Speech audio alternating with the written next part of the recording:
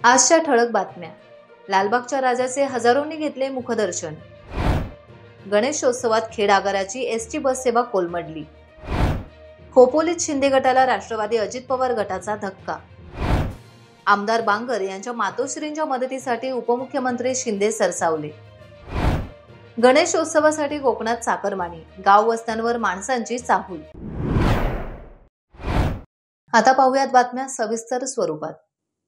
लालबागच्या राजाचे मुंबई शहरात प्रथम दर्शन घेण्यासाठी हजारोंची गर्दी उसळली आहे. मुंबईचा राजा म्हणून प्रसिद्ध असलेल्या लालबागच्या राजावर लाखो भक्तांची श्रद्धा आहे.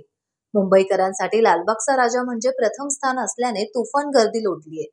लालबागच्या राजाचा विजय असो अशा घोषणांनी आसमंतात गणेशोत्सवाच्या प्रारंभाची चाहूल लागली आहे. खेड एसटी आगारात मुंबईहून शेकडो चाकरमानी पोहोचले आहेत. मात्र राज्य परिवहन गाड्यांची संख्या कमी असल्याने याचा फटका प्रवासी वर्गाला आता बसत आहे. ग्रामीण भागातील फेऱ्या सुरळीत नाहीत, त्यामुळे चाकरमानी जनतेला तासनतास रखडावे लागत आहे. एसटी महामंडळाने गणेश भक्तांना खेड आगारापर्यंत आणून सोडले, पण ग्रामीण भागात जाण्यासाठी एसटी बसची सुविधा नव्हती. त्यामुळे गोंधळ उडाला. ग्रामीण भागातील आवश्यक फेऱ्या देखील पूर्ण होऊ शकल्या नाहीत. त्यामुळे प्रवासी वर्गातून आता नाराजी व्यक्त होतीये. खोपोली शहर राष्ट्रवादी काँग्रेस पार्टी अजित पवार गटाच्या वतीने पक्षप्रवेश सोहळा आयोजित करण्यात आला होता. शहरातील यशवंत नगर येथील शिवसेना शिंदे गटाचे पदाधिकारी आणि कार्यकर्ते यांनी राष्ट्रवादी अजित पवार गटामध्ये प्रवेश केलाय. यावेळी जिल्हाध्यक्ष सुधाकर घारे यांची प्रमुख उपस्थिती होती. राष्ट्रवादी काँग्रेस पार्टी खोपोली शहराच्या वतीने आज खोपोली शहरात पुन्हा एकदा राष्ट्रवादी काँग्रेस पार्टीमध्ये एक चांगला जाहीर प्रवेश झालेला आहे आणि त्या प्रवेशाचं आम्ही सर्वांनी स्वागत केलेलं आहे. आपण सर्वांनी पाहिलं असेल, विधानसभेची निवडणूक झाल्यापासून अनेक वेळा खोपोली शहरामध्ये विविध पक्षातून आमच्या राष्ट्रवादी काँग्रेस पार्टीमध्ये अनेक कार्यकर्ते आमच्या पक्षावर आणि आमच्यावर विश्वास ठेवून आमच्या पक्षामध्ये येतात आणि पक्षाची संघटना मजबूत करतात. त्यासाठी येणाऱ्या सर्व प्रमुख कार्यकर्त्यांचं मी स्वागत करतो आणि त्यांना मनापासून धन्यवाद देतो. आणि येणारी नगरपालिकेची निवडणूक असेल त्या निवडणुकीसाठी खोपोली शहरामध्ये आम्हाला संघटना मजबूत करायचीच आहे आणि आम्हाला खऱ्या अर्थाने खोपोली शहरावरती नगरपालिकेवरती राष्ट्रवादी काँग्रेस पार्टीचा झेंडा उंच असा फडकावायचा आहे. यासाठी आम्ही सर्वजण राष्ट्रवादी काँग्रेस पार्टीचे प्रमुख आमचे ज्येष्ठ नेते आदरणीय मसुरकर साहेब असतील, आदरणीय भरतभाई असतील, खोपोली शहरातील सर्व प्रमुख कार्यकर्ते पदाधिकारी असतील, यांची सर्वांची मेहनत आम्ही पणाला लावून राष्ट्रवादी काँग्रेस पार्टीचा नगरपालिकेवरचा झेंडा आम्ही नक्कीच उंच ठिकाणी नेऊन फडकवण्याशिवाय शांत बसणार नाही.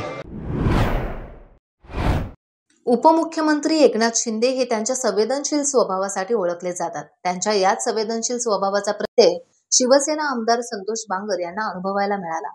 आमदार बांगर यांच्या मातोश्री वत्सलाबाई बांगर यांच्या हृदयात ब्लॉकेजेस असल्याने त्यांची तब्येत काल अचानक खालावली. त्यामुळे हिंगोली येथील डॉक्टरांनी त्यांना तातडीने पुढील उपचारांसाठी मुंबईला नेण्याचे सुचवले.